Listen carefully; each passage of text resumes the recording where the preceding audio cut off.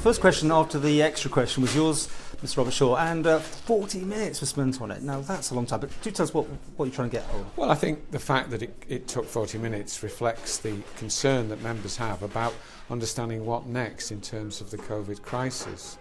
At the present time, our 5-tier approach requires us to, as I understand it, go into lockdown around about 20 local transmissions. And of course, what concerned me particularly, 2 points. The first point is we don't seem to be talking about shielding, and you and I have discussed this before, the importance of shielding coming into play in terms of what happens if we get the infection on the Isle of Man, and how can shielding play its part.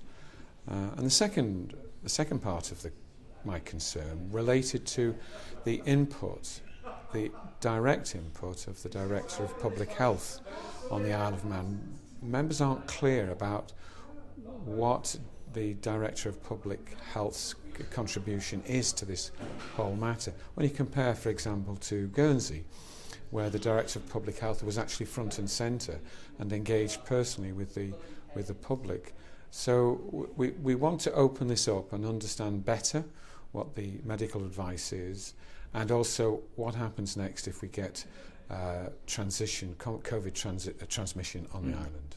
And this point was made by so many other members about transparency, who's saying what, who's directing what, where all these, who's making this information available and who's taking it. Well, it's not clear, is it? Because, I mean, we're not clear about what medical advice took us into the 7-day test regime and what took us out. We just don't know. Should that be public information? Of course it should, because one of the great things about the Isle of Man's current position is that it got the total support of the public when difficult things had to be done. And if we're going to continue to maintain that total support, it very much must be a question of an open book. This is why decisions have been made. Please go with it. And at the moment, it's not that clear. Well, the Chief Minister says that he's had his share, what he can, unless it conflicts with any sort of issues. Well, I think the key word there was what he can.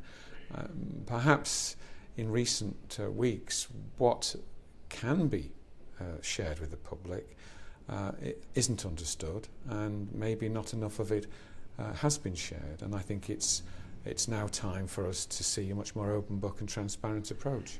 I mean, the perception here is it's being run from Comyn. When these presidential television things are happening, it's politicians. Whereas, as you mentioned, Guernsey, it was very much led from the health service. That's the impression, and I've no personal reason to doubt there's an element of truth in it as well in terms of our position here.